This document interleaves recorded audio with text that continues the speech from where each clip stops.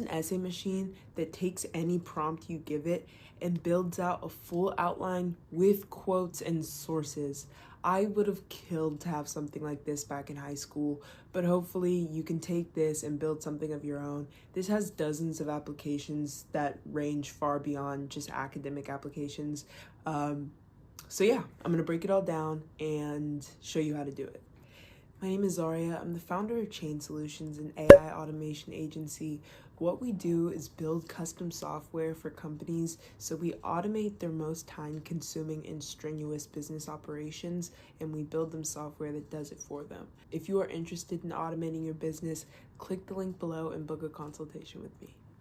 Hey, I'm super excited to get into this one, mainly just because this was such a fun thing to build, and I wish I had something like this back in school. So I'm just going to show you how it works first, and then we'll go through the back end. Like I said, you can insert any prompt, any topic here. Let's do something whimsical. The historical implications of ice cream. For some reason, let's say you have an English assignment and you need to write an argument on this topic. Everything after the topic is just additional context for ChatGPT to produce the best outline possible that is best suited for your application. So you don't technically have to include this. It would run with just the prompt. So I can clarify how many paragraphs here. Let's say 7. I think the typical essay is like 5. So here in the notes section, I'm also going to ask to provide notes or quotes in their sources. And watch for an upcoming video, probably later this week. I'll go into detail on a bibliography maker that is more accurate and more convenient than any website that I used to use. So I've already set up a button here. All you got to do is hit this. It'll send it to a webhook. You can just close that tab. And already you can see the status has changed to generating outline, and it will let us know when it's done. All of this is working, functioning in the back end. It's being run through GPT-4, and it will output it will it will output that data into a Google document, and we will get the link to a Google document. Awesome. Our outline is done. You can see by the update and status. Come over to the right and we have a link. Let's click this link and look at our outline. Outline. Historical implications of ice cream.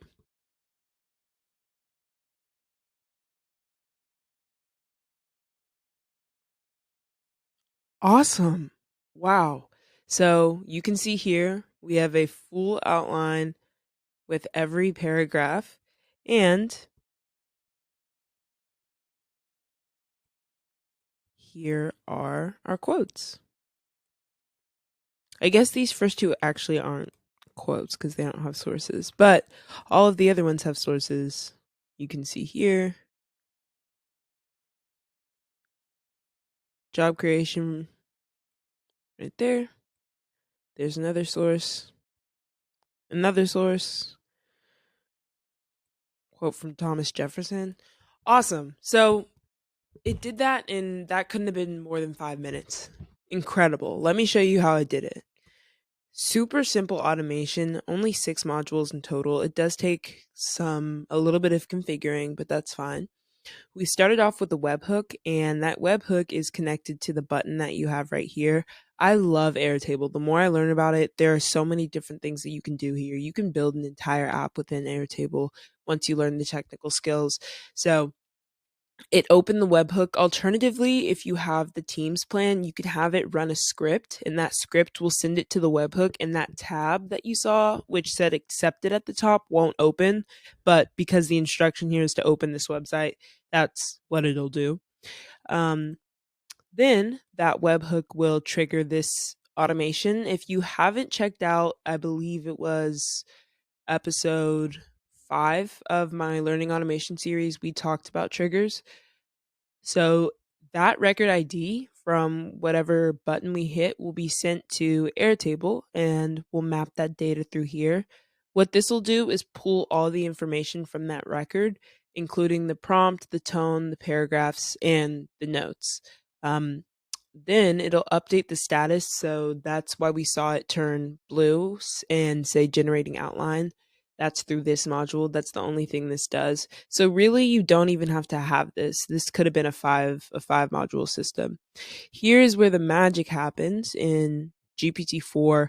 That's if you tried to do 3.5, I don't think you would be able to consistently get quotes with sources. And if I had been more specific, I could have said, give me links to each source, or give me each source in APA formatting. So you can be as specific as you want, but I don't think you would get consistent outputs with GPT 3.5. So the background context is you are a personal education assistant / tutor. Your sole objective is to empower me as it relates to my education by providing relevant information, outlines, facts, context, and process advisement wherever applicable. I could use this same context in every single element of this homework machine that I have going on. So I can use that background for the essay guide, for the bibliography maker, for everything else that I want to do. I'm thinking of doing like a science one. I don't know. Leave comments and suggestions. So I like to separate different levels of context until you can sort of funnel down into the most specific action request. I find that that gives the most consistent prompts. So the second note to the system is the actual instruction about the essay. And then finally, you can see how I funnel down to 3, which has the dynamic information. I like to break it up like that because if you try to feed GPT too much information at once, the output is going to reflect that. It's not going to be as clear or as concise.